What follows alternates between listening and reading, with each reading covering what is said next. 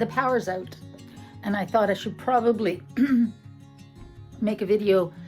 Oh, my hair's a mess because Sophie was rubbing up against me. That little bugger. Anyways, the power is out. It's Tuesday, and the power went out about 1:30, and it is 4:35.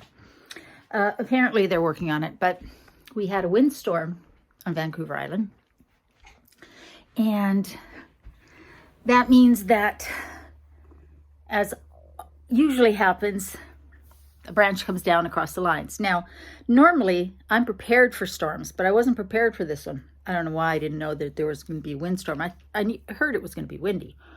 It really never occurred to me.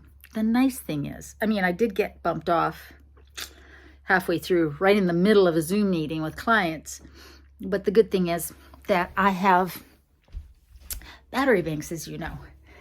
What happens when the power goes out on Vancouver Island? And you're in the middle of a meeting. You grab your Bluetti and you plug in your modem and all your other stuff, and you get to finishing up your meetings.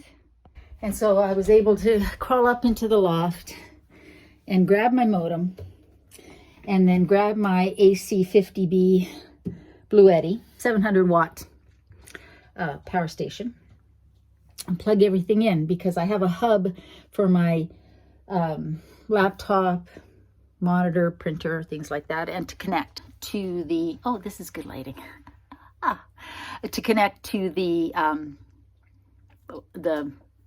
local area network, to connect to work.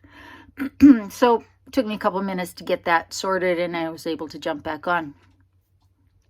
Normally, if I know that there's going to be a storm, I'll be ready for it. I'll have everything plugged into my power bank, and then have my power bank plugged into the wall socket, so that, because it has sort of pass-through charging, you can be using it and charging it at the same time, these Bluettis. I'm sure other battery banks as well. So I would be able to have zero interruptions, because if the power goes on, there's just a fraction of a second of sort of lag, but it doesn't actually bump you off. You don't even notice. So that's normally what I would do, but I wasn't prepared for this one. But it just emphasizes the importance of being prepared. Another thing that I was really glad that I was prepared for was having water in the house. I keep several of these up in the loft. I don't know if you can see this very well, but then I have this little, it's basically a punch container that you put punch in for picnics, but it's got a little water spout, and I just set it up here so that I can wash my dishes, brush my teeth, that sort of thing, because there's no water when the power goes out here at the park, because the well pump doesn't have any electricity either, and that means that there's no power to that. And I don't know why my landlord doesn't have a generator, but he doesn't. So I always keep water, and if I know a storm is coming, then I'll actually fill up a couple of buckets in the tub, but like for winter and such. So there's that, but otherwise it's been fine. The nice thing about my stove is it's propane, and while the igniter takes electricity, I can light it with one of those little long lighters, and because the propane will still flow through, I just need to manually light it. So I can still cook something. I could boil water to make coffee, to cook, or anything like that. And then I have my bodega. And this one isn't plugged in just yet. I have my big Bluetti, my AC180, ready to go if I need to. I suspect the power is going to be back on within the next couple hours. And I haven't opened the fridge. And even if I do, it'll be fine. I'm certainly not going to open the freezer. Sophie, what? You've been fed. You're fine. What is your problem? She's just whatever. I have some leftover baked potatoes and some onions and some tomatoes. So I'll probably just fry that in a frying pan. But there's something to be said for being prepared. I always keep, and I have shown this in other videos, it's a mess in here. But this is the storage space. It's just up my steps. And I always keep this bag here because I can grab it. And in here is where I keep these lights. They take like 4 watts, or really anywhere from 0 to 4 watts to run. Really, it's amazing. And I've bought several of these off of Amazon. I use them in the van, but I also keep a couple in the house, because when the power goes out, I like to put one above my desk. I like to put one in the kitchen above the sink, and just having these lights hanging there gives you the sense of normality. And I think that's the key, is to try and give yourself a bit of a sense of normality when something, you know, like that happens. I also in there keep several of these little puck lights, and they are magnetic so they can hang on the fridge. What else is in here? Oh, I have my crank radio and my compass. I don't know why I need a compass, but I thought it would be a good thing to have a compass in there. There's always multiple lighters, because you never know when you're going to need those. And then, of course, I have batteries and a flashlight and such. And I also in here keep my charging cables for the battery banks that I keep inside the house, so that I have everything in one place. The goal is to have everything in one place so it's easy to find, and I'm not searching. Again, right today it's light out when the power went out, so I'm not worried about darkness. But if it was winter and the power went out, then of course I would need to have lights pretty quick.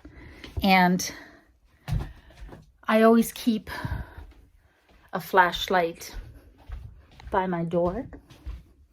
So this is the first thing I would reach. But of course you have a flashlight on your phone. But you want to be able to find everything that you need. And you want to be able to find it fairly quickly, so that you're not sort of fumbling around in the dark, which could be unsafe, right? Especially if you live alone.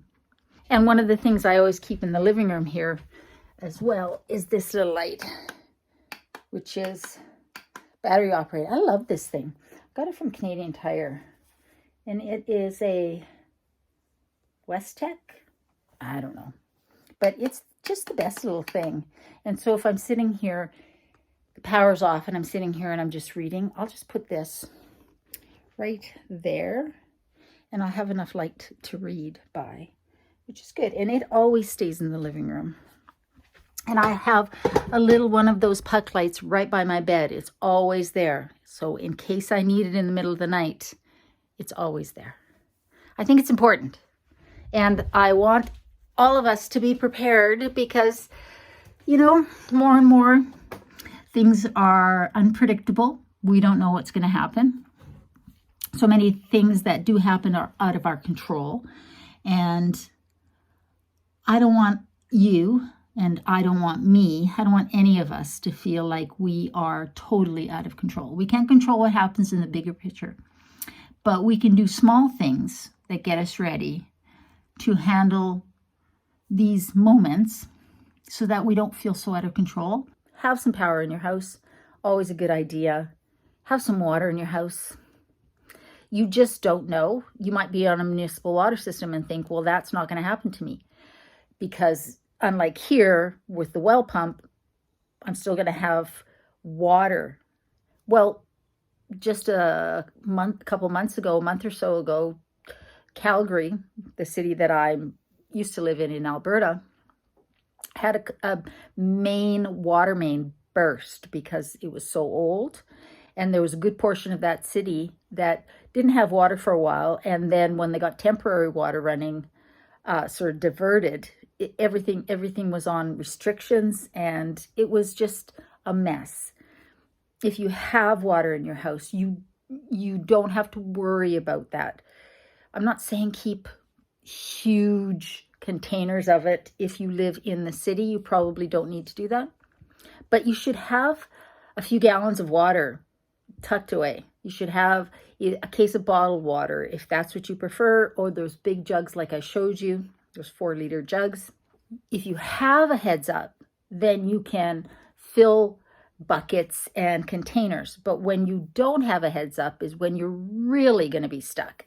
And so why not prepare for something like that? So you have a little something, some source of power, so you can charge up your phone, keep that going, and have some lights, either battery operated or rechargeable, that are charged up and ready to go, and have that handy. And then just make sure you have some food that you don't have to heat up. Canned goods, because when things are canned, they're already cooked. So while it might not be fun to eat a can of cold soup or beans or something like that, at least you can eat it. And have some way to cook. Now, my stove, like I said, I can cook on it in a situation like this. If I couldn't, then I would grab my butane stove, my camping stove from the van, and I would bring it in here, set it up in front of the window, crack the window a bit, and cook on that. And I have done a video about getting ready for a storm in the winter where I showed like heating sources and things like that. But it's summertime. I'm not worried about heat. I'm not all that worried about light, other than, just so I can read. But for me, as somebody who works from home, it's really important for me to be able to have those systems in place. So yeah, I'm just going to sit here and read my book. And this is a book that I've read before. I actually lent it to a friend in Calgary and never got it back. But it's a book that I want to talk to you guys about. But I'm just sort of rereading it to refresh my mind on some of the things. But this book actually made a huge difference for me. We'll talk about that in another video. But yeah. So other than that, that's how my day's going. Hope you guys are having a good day. I hope things are going well. Let me know if any of those things that I talked about are things that you have that are ready to go in case you need them.